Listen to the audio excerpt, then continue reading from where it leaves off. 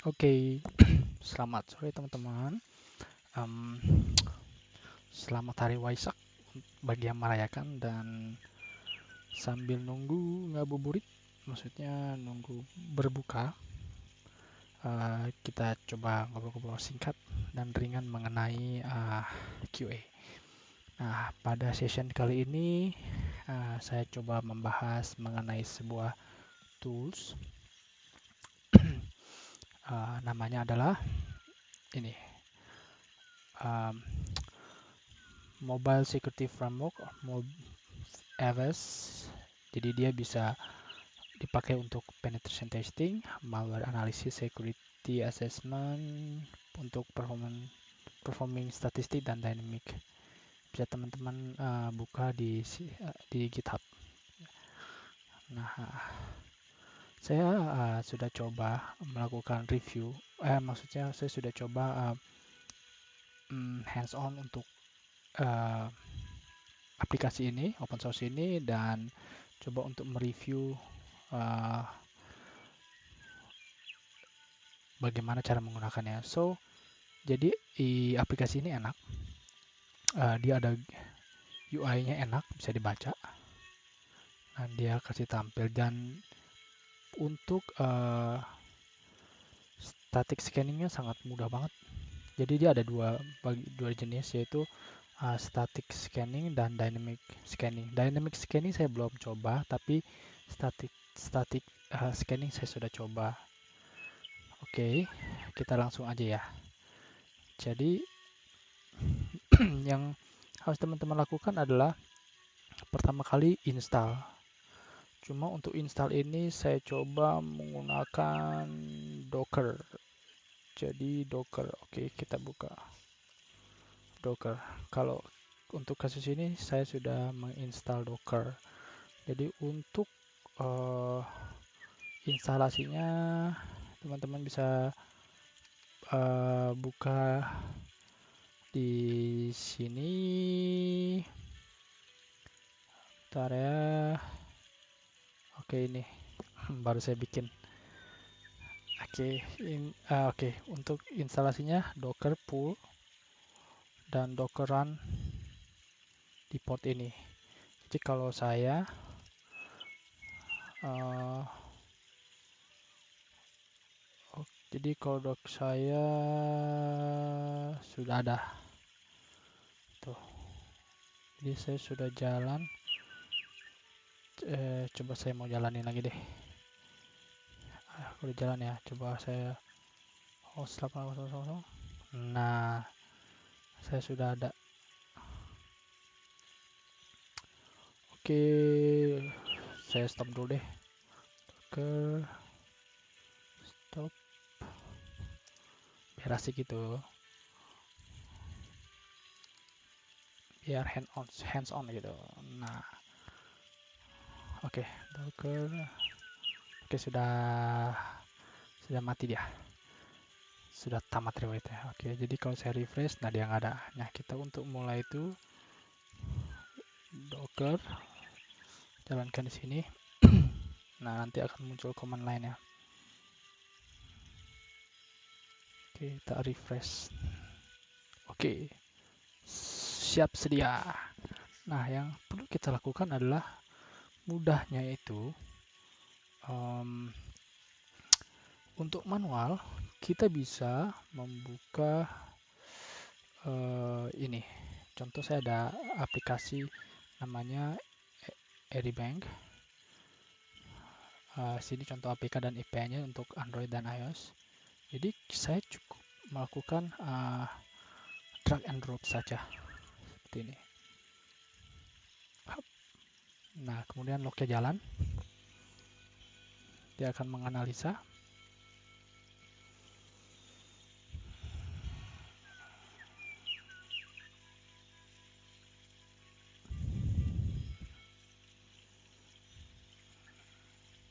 Ya, jadi cepet kan? Nah, ini dia akan muncul langsung muncul hasilnya. Kita perbesar. Nah, di sini bisa ngelihat mengenai informasinya bahwa Ini aplikasi ini dia memiliki ada penilaian security score-nya 85, berarti bagus untuk masalah keamanannya. Terus siapa yang mengembangin? Ini expert Experites.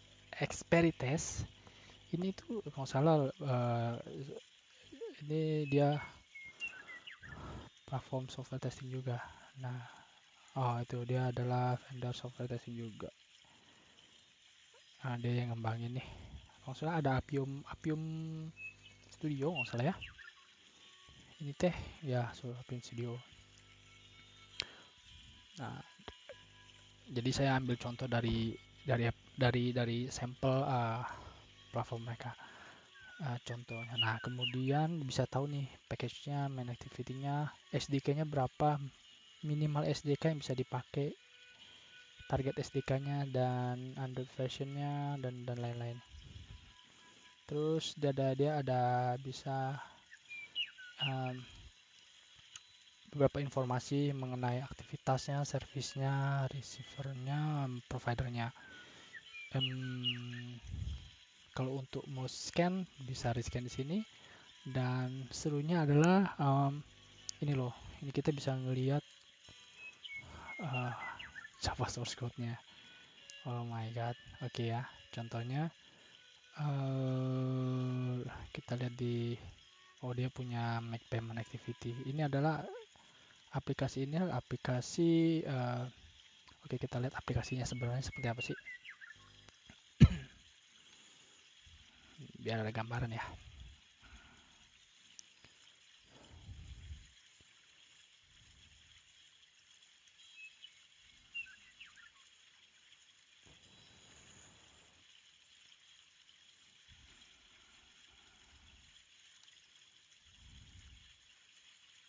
Saya cuma mau buka ininya aja sih.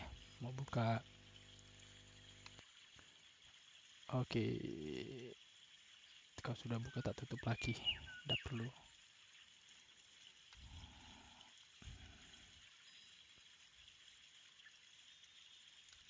Nah, tadi mana dia? Oke, bisa lihat source code-nya. Well, ya kita bisa analisa. Kalau itu QA-nya yang udah levelnya advance lah ya, yang udah bisa ngoding Android juga. Tapi setidaknya mungkin targetnya bisa dipakai oleh para yang lead developer. Ya cukup berguna untuk aplikasi ini untuk mereka. Nah, aplikasinya sebenarnya kayak gimana sih? Saya udah coba seperti ini. Nah, ini aplikasi mereka sebenarnya.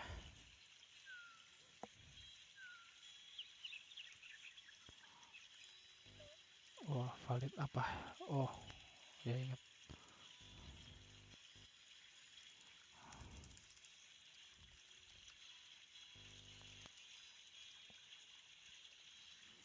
Nah, yang kita lakukan adalah kita menganalisa apa sih yang ada di dalam aplikasi ini, make payment. Nah, seperti ini.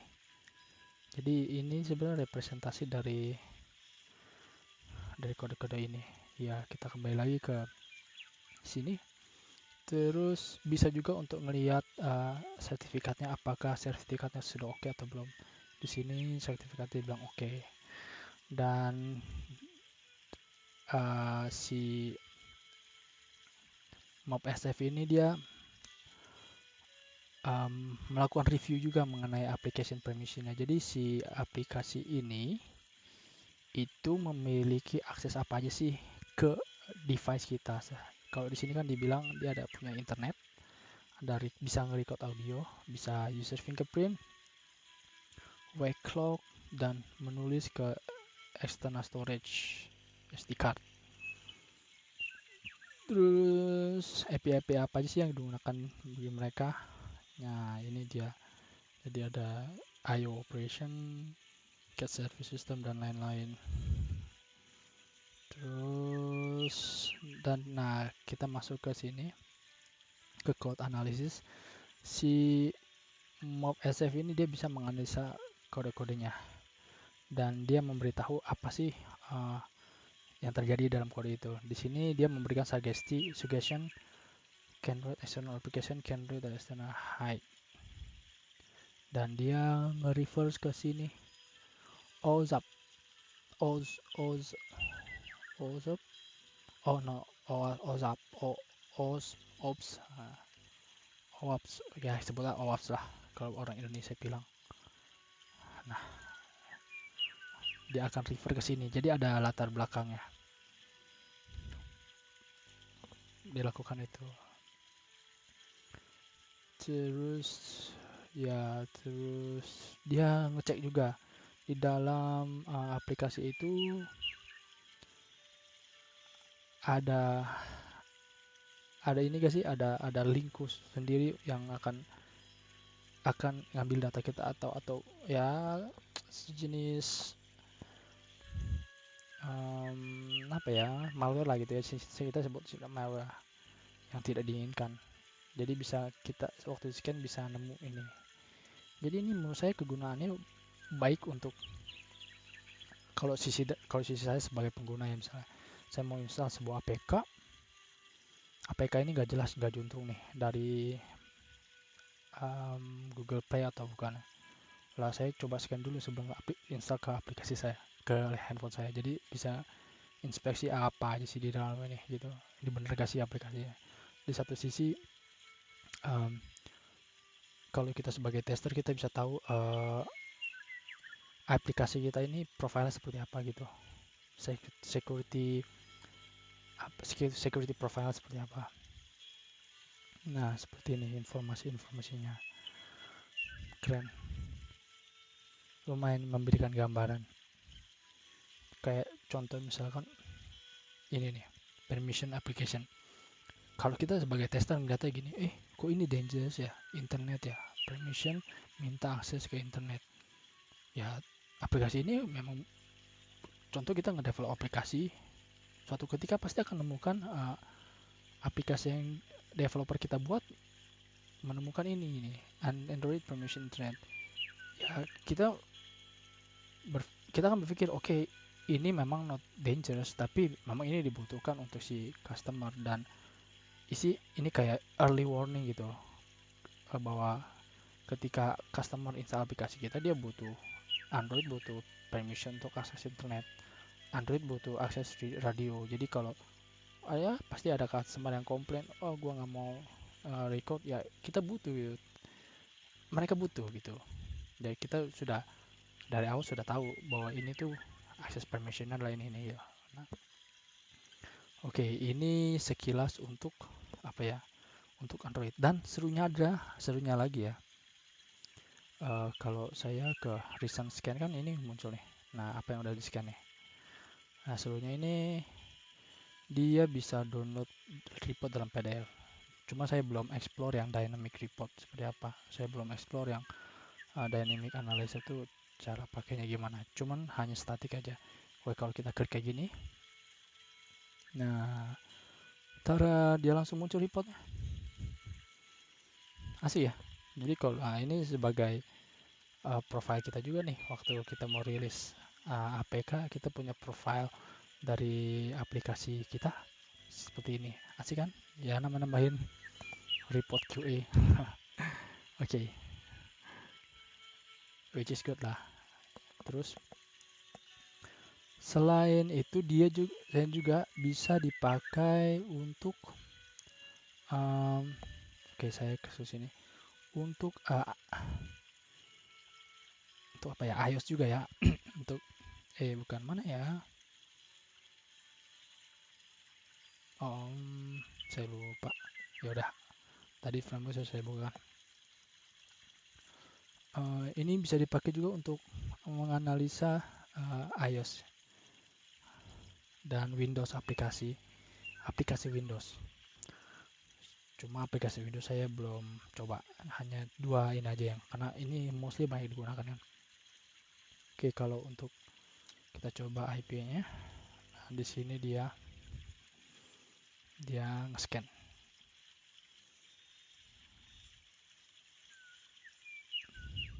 Nah, sudah jadi. Nah, ini untuk profile untuk si aplikasi um, AirBank, tapi ini versi iOS-nya. Nah, langsung terbuka. Nah, sama seperti yang Android tadi, dia ada informasinya. Cuma memang kalau iOS itu lebih security, kita nggak bisa melihat um, source code-nya. Dan ini permission yang diberikan untuk si SIS-nya, bisa akses kamera, bisa smartphone, bisa akses foto. Terus ada isu di sini. Kemudian IPA binary analisisnya seperti ini. Karena saya bukan orang security, jadi saya juga kurang gitu paham. Cuma kita sebagai QA harus dikit-dikit tahu lah ya mengenai security. Karena ini perlu waktu kita test, waktu kita end-to-end testing atau misalnya perlu tahu sedikit lah mengenai security. Terus, wah ini apa nih? Ada filenya, ini bisa dianalisa. Oh, oke. Identifiernya. Wow. Untuk iPhone 11. Um, kasih kamera, kasih ini, kasih izin kamera. Oke. Terus malware checknya ternyata dia ada terkait dengan si Apple ini nih dan adversary-nya. Tapi dibilang sih analysnya bagus, oke, so far so good. Dan ternyata di dalamnya ada URL terkait. Terus apa lagi ya, library-nya. Nah, di sini library file-file digunakan ketika nge-build si IPA ini. Oke. Dan sekarang kita lihat lagi reportnya.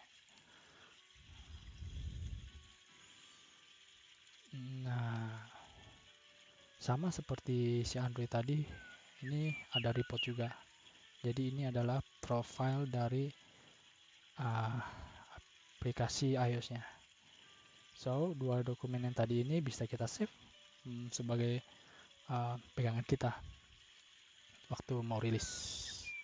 Nah, permasalahannya adalah saya berpikir nih, kalau kita misalkan saya stop dulu ya. Oke. Kalau kita punya ini gitu, punya aplikasi ini.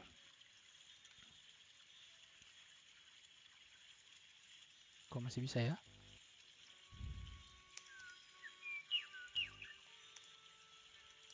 Oke, sudah. Aplikasi si ini. Cuma bagaimana sih supaya kalau misalnya proses rilisnya, proses nge-build-nya setiap hari atau 2 hari sekali, gimana ya caranya supaya otomatis gitu, ya kan?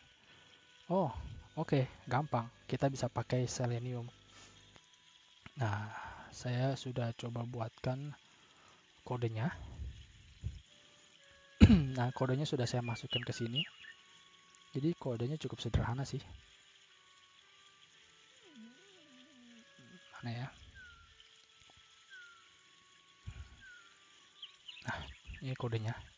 Jadi kode ini bisa diintegrasikan dengan Jenkins nantinya. Jadi check out from Git, running ini running as simple script kayak gini, si Selenium script kayak gini, dan bisa jalan bisa kemudian langsung generate report. Ini jadi kalau saya bilang ini kita bisa membuat ini jadi, kan ada konsep continuous testing lah. Nah, kita bikin konsep untuk mobil ini continuous static analysis. Jadi ini memungkinkan. So, gimana caranya? Oke, saya nyalakan lagi ya si aplikasinya itu. Oke.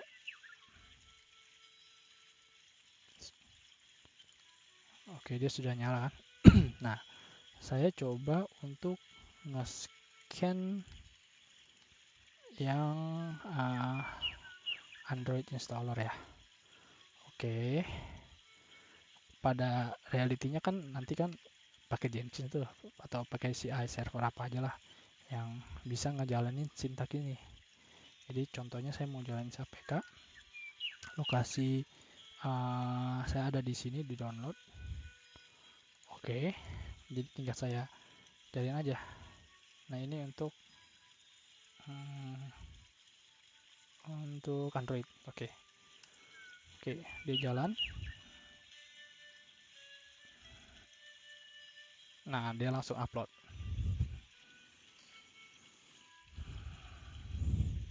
Nah, ini memakan waktu cukup lama juga sih. Jadi ini bisa kita integrasikan ke apa ya, DevSecOps gitu, dan part of pipeline dari uh, testing kita gitu. Nah, ini udah jadi.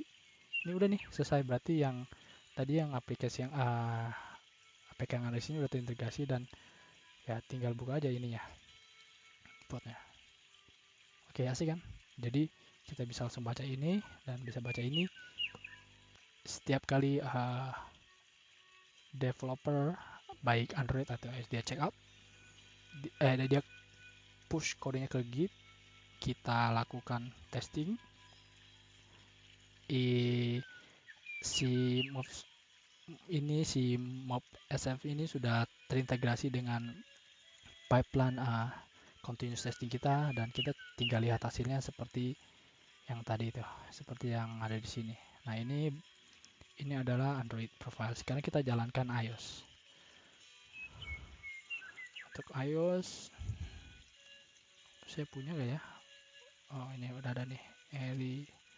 Oke, ini contoh aja ya. Jadi ini sintaksnya seperti ini. Ini bisa kalian customize. Jadi saya sebenarnya sudah saya set parameter-parameternya. Yang penting parameternya adalah URL ini kan nggak mungkin tuh loh kalau mungkin kalian punya server sendiri, jadi pointing ke IP address yang lain. Home file. Nah, berarti ini adalah path di mana si APK-nya atau IPA-nya, dan ini APK name-nya. Tapi salah ya, seharusnya bukan ini ya, Android ya, atau paling iOS, tapi nggak apa-apa lah, anggapnya kita ini APK adalah untuk Android dan iOS. Oke, mungkin nanti saya edit kali. Oke, nah untuk ini kita jalankan lagi. Dia akan buka. Oke, dia upload si IPA-nya untuk iOS. Nah, sudah terjadi, langsung terbuka. Jadi ini untuk lihat, ini langsung untuk ini si Apple. Right. So, yang tadi yang kita lakukan manual, dan ini profilnya. Keren kan?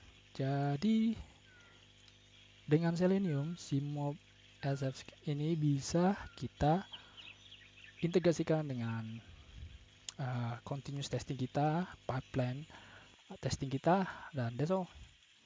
Ya, untuk kodenya teman-teman bisa ke GitHub ini. Terus kemudian ini base code-nya untuk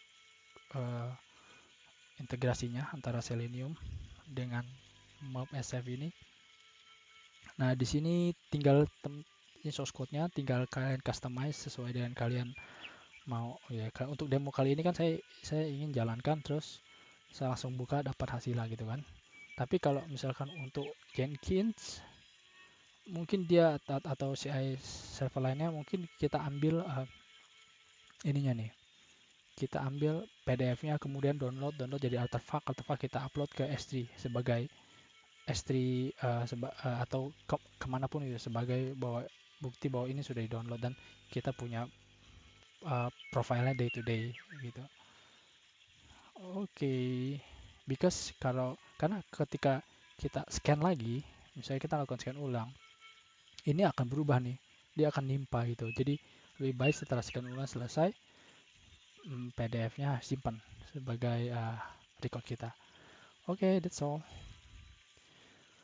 Demikianlah ngobrol-ngobrol kita kali ini mengenai Mobile Security Framework ini. Asik kan? Ya asik toh.